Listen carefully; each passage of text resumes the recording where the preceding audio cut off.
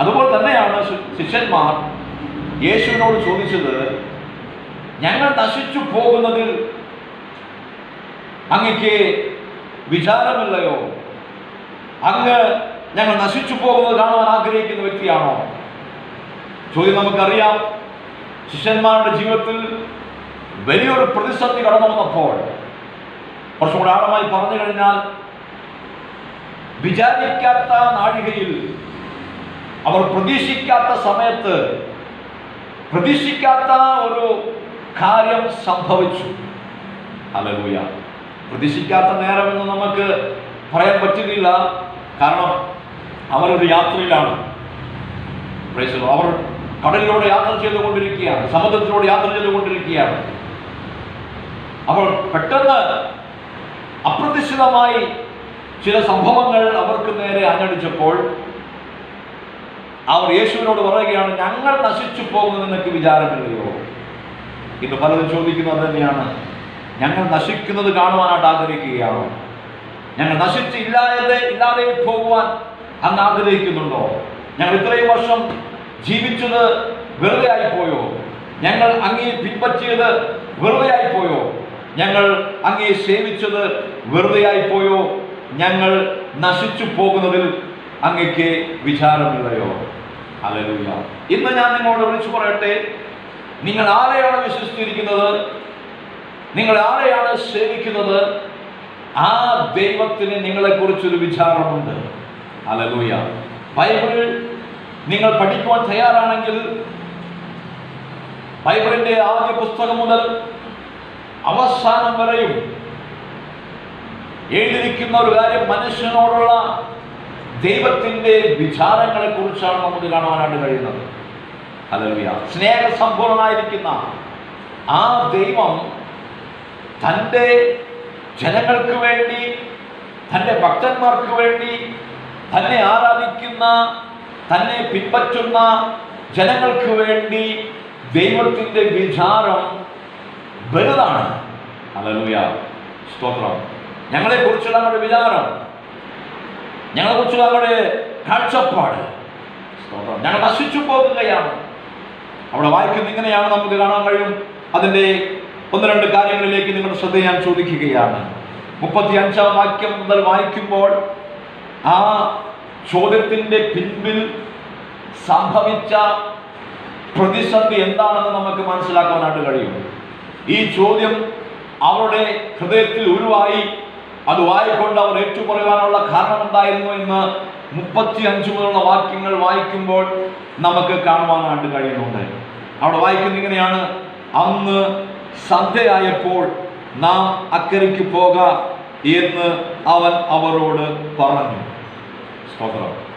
ഒരു വലിയ പ്രവൃത്തി കഴിഞ്ഞതിന് ശേഷം യേശുവും ശിഷ്യന്മാരും അക്കരയ്ക്ക് പോകുവാനായിട്ട് ദൈവം അവരോട് പറഞ്ഞു, നാം അക്കരയ്ക്ക് പോകുക.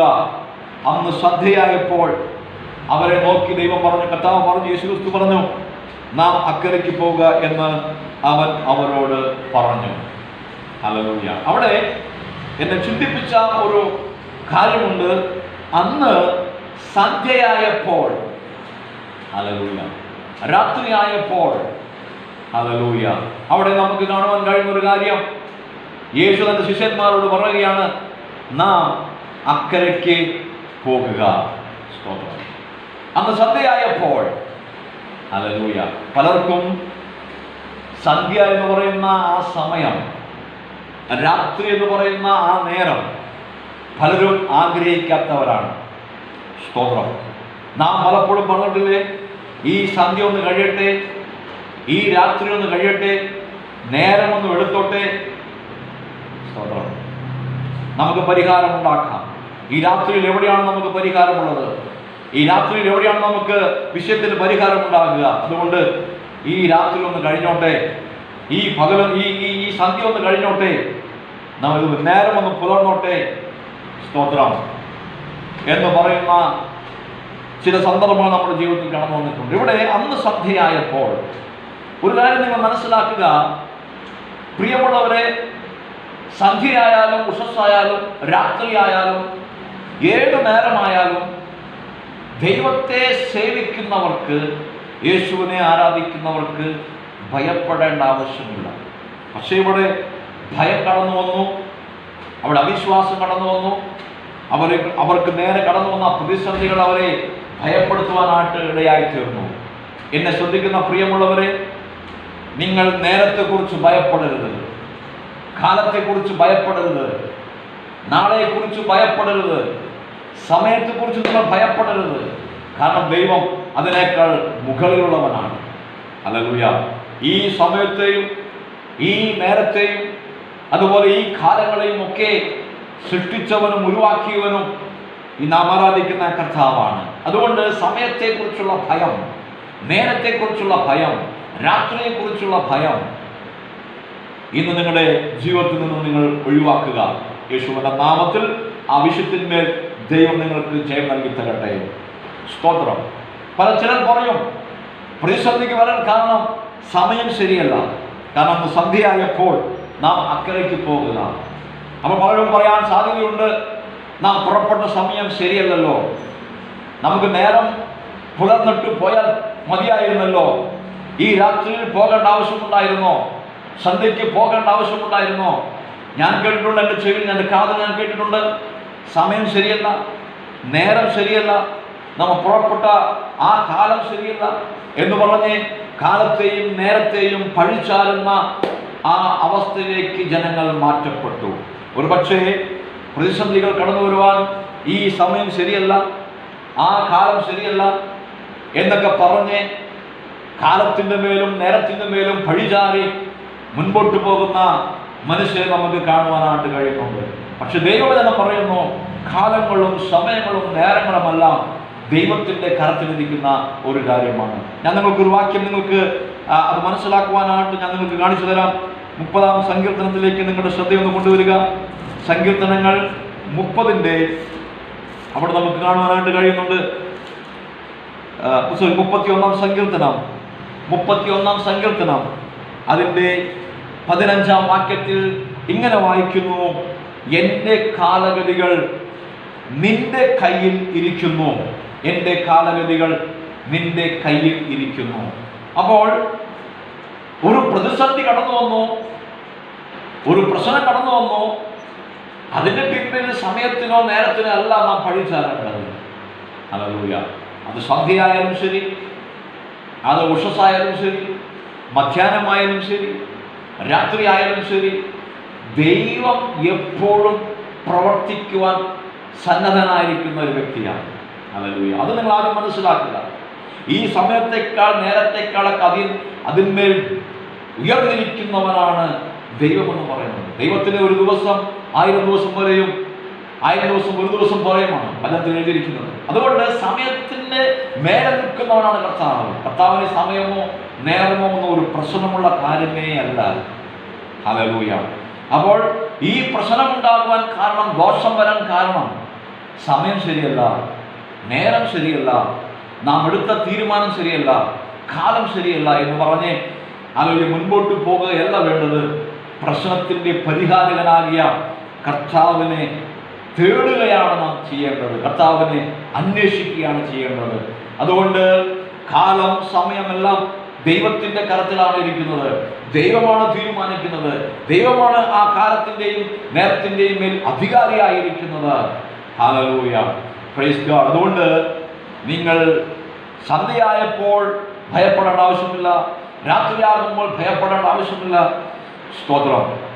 എത്രയോ കുടുംബങ്ങളിലേക്ക് പോയി കഴിഞ്ഞാൽ രാത്രിയാകുമ്പോൾ അവർക്ക് ഉറക്കമില്ല, രാത്രിയാകുമ്പോൾ അവർക്ക് സമാധാനമില്ല. കാരണം രാത്രിയിലെ പ്രശ്നങ്ങളെ ഓർക്കുമ്പോൾ അയ്യോ രാത്രി വേണ്ട, രാത്രി എന്നുള്ള ആ സമയം ഞങ്ങൾക്ക് വേണ്ട, ഞങ്ങൾക്ക് എപ്പോഴും പകലായിരുന്നാൽ കൊള്ളാമായിരുന്നു എന്ന് പറയുന്ന എത്രയോ കുടുംബങ്ങളെ ഞാൻ കണ്ടിട്ടുണ്ട്.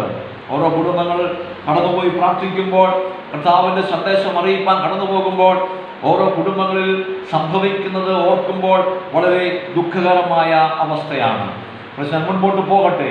അന്ന് സന്ധ്യയായപ്പോൾ, അപ്പോൾ ഒരു കാര്യം പറയട്ടെ, കാലഗതികൾ അത് കർത്താവിൻ്റെ കരത്തിലാണ് ഇരിക്കുന്നത്. നിന്റെ സമയം, നിന്റെ ഹല്ലേലൂയ കാര്യങ്ങൾ, നിന്റെ നേരം, അതൊക്കെ കർത്താവിൻ്റെ കരത്തിലാണ് ഇരിക്കുന്നത്. അപ്പോൾ ചിലർ പറയും കാലം ശരിയല്ല, നേരം ശരിയല്ല, സമയം ശരിയല്ല. പിന്നെ പറയുന്നൊരു കാര്യമാണ് തലവിധി. നിനക്ക് അങ്ങനെ സംഭവിച്ചത് അതിൻ്റെ തലവിധിയാണ്, അതിൻ്റെ നേരത്തിൻ്റെ പ്രശ്നമാണ്, അതിൻ്റെ കാലത്തിൻ്റെ പ്രശ്നമാണ് എന്നൊക്കെ പറഞ്ഞ് അതിനെ വളച്ചു കൊണ്ടുപോകുന്ന അവസ്ഥയുണ്ട്. പക്ഷേ അതൊന്നുമല്ല. യേശുവിൽ ദൈവത്തിൻ്റെ വചനം പറയുന്നു, യേശുവിൻ്റെ വചനം പറയുന്നു, എൻ്റെ കയ്യിലാണ് നിന്റെ കാലം ഇരിക്കുന്നത്. അന്ന് സന്ധ്യയായപ്പോൾ നാം അക്കരയ്ക്ക് പോകുക എന്ന് അവൻ അവരോട് പറഞ്ഞു.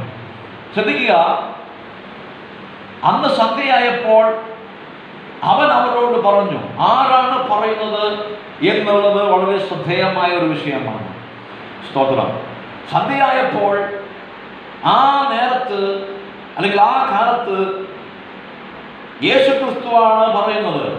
അല്ലെങ്കിൽ സമയത്തെയും നേരത്തെയും കാലങ്ങളെയും സൂര്യനെയും ചന്ദ്രനെയും നക്ഷത്രാദികളെയും ഈ വാനത്തെയും ഭൂമണ്ഡലത്തെ മുഴുവനെയും നിർമ്മിച്ച സൃഷ്ടിച്ച ദൈവം വിളിച്ചു പറയുന്നു, നാം അക്കരയ്ക്ക് പോകുക. ഹല്ലേലൂയ. യേശു നിങ്ങളോട് പറഞ്ഞതാണെങ്കിൽ, യേശുവാണ് കൽപ്പിച്ചതെങ്കിൽ നിങ്ങൾ ഒരു കാലത്തെയും നോക്കേണ്ട ആവശ്യമില്ല, ഒരു നാളിനെയും നോക്കേണ്ട ആവശ്യമില്ല, ഒരു സമയത്തെയും നോക്കേണ്ട ആവശ്യമില്ല. യേശുവാണ് പറഞ്ഞതെങ്കിൽ, യേശുവാണ് കൽപ്പിച്ചതെന്നുള്ള ബോധ്യമുണ്ടെങ്കിൽ എപ്പോൾ വേണമെങ്കിലും നിങ്ങൾക്ക് പുറപ്പെട്ടു പോകാം. ആ വാക്കിന്റെ മുൻപിൽ നിങ്ങൾക്ക് മുൻപോട്ട് പോകുവാനായിട്ട് കഴിയും. കാരണം പറഞ്ഞത് ആരാണെന്ന് നിങ്ങൾ ഓർക്കുക, പറഞ്ഞത് ആരാണെന്ന് നിങ്ങൾ മനസ്സിലാക്കുക, പറഞ്ഞവന്റെ വാക്കിനെ നിങ്ങൾ മനസ്സിലാക്കി ആ ബോധ്യത്തോടെ മുന്നോട്ട് പോകുവാനായിട്ട് ശ്രമിക്കുക. അങ്ങനെയാണെങ്കിൽ തീർച്ചയായിട്ടും ദൈവം നിങ്ങളോട് കൂടെ ഇരിക്കും.